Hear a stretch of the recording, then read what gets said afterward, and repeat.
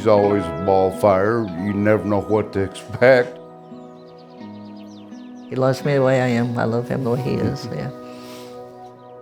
What's not to love, right? You know? There you go. We're kind of silly, aren't we? A little bit, yeah.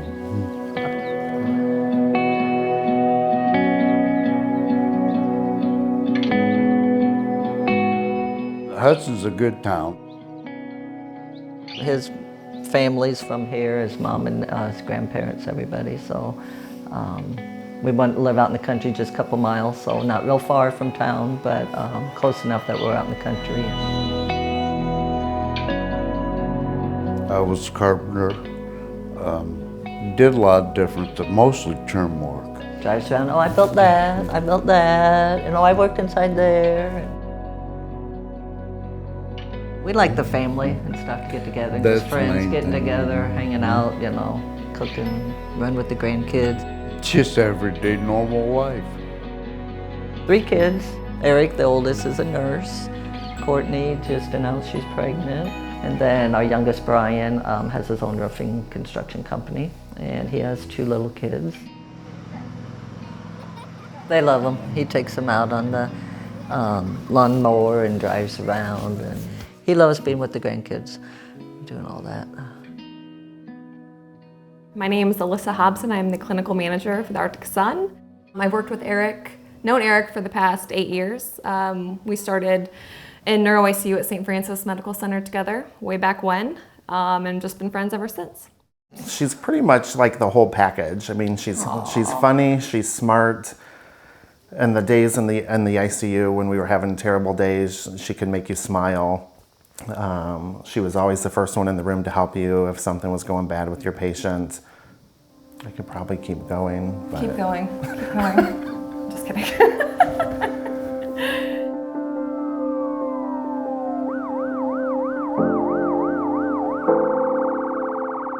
So it started Sunday night around like 11. He went into the bathroom, and I heard a thump, and he had collapsed. She'd called the ambulance. She thought maybe Dad was having a stroke or a heart attack or an allergic reaction. She wasn't really sure what was going on. They said, I need to start CPR. Well, so I just threw him down on the ground, and when I did, he started breathing again and came to. And then 911 came, and then on the way out of the house here, he must have went into some different kind of rhythm, a V-fib rhythm, and then they started CPR on him. It was 40 minutes, yeah, that they did CPR on him.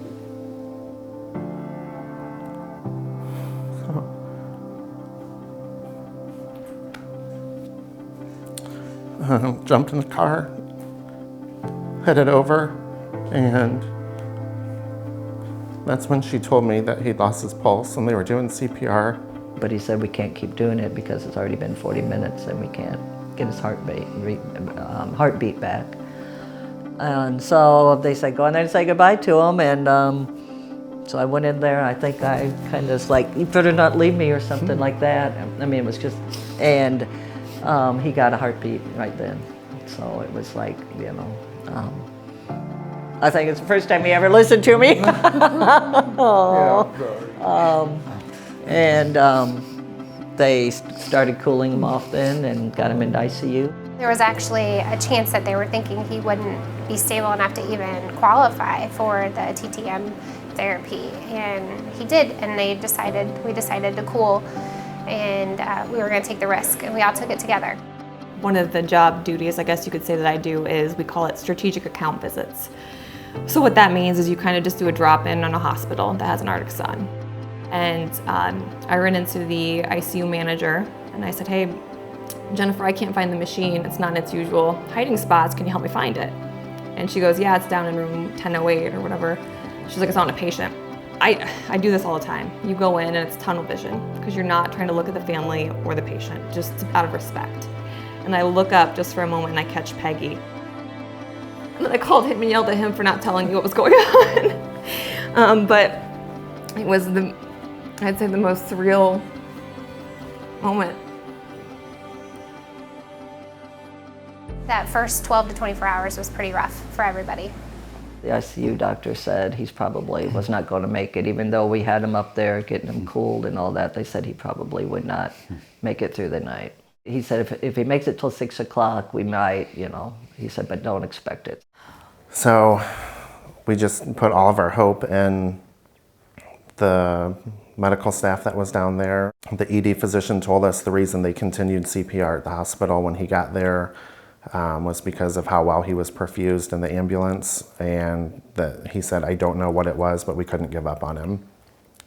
So we just took that little bit of hope and ran with it. 6 o'clock came around, and then I talked to him, and he says, I said, well, his numbers were looking a little bit better according to the nurses. He goes, yeah, but that happens a lot. He said, the next 48 hours is really going to be bad. But he said, a lot of times you'll start seeing that it's good, but it's going to go bad again. I made Alyssa promise me that if she saw things where it looked like it was time to withdraw care, that she would be honest with us. We always tell the patients, family members, that we don't like to give any sort of prognosis 72 hours post-warming. So you're looking at 4 to 5 days before you can even get to, like, what's this going to look like? And that's what I kept telling Eric over and over. Give him time, please, please, please, please trust me. Then after 24 hours, he said, yeah, he may make it after all and come through. And then after the 48 hours, he goes, yeah, this is amazing. Everybody really was amazed. He went from giving a thumbs up, then to wiggling his toes, then he was eating, then he was walking, and it's just been a constant improvement ever since. So. You know, I'm just so thankful every day that he's back, that we have the opportunities to still do the things that we normally did before. And it's not even that it's really that much of a difference. He's come a long way. Things are somewhat back to normal. He likes to go motorcycle riding with his buddies.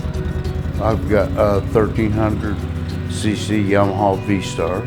Got a lot of miles to put on it. Yeah, I've got a lot of miles to put on, a lot of things to see. We'll leave Mama behind and Yeah. go.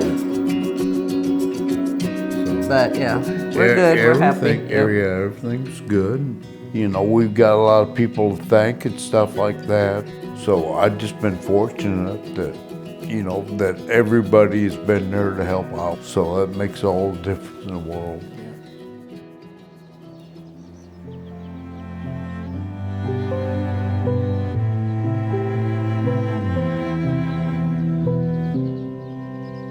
It definitely brought us closer.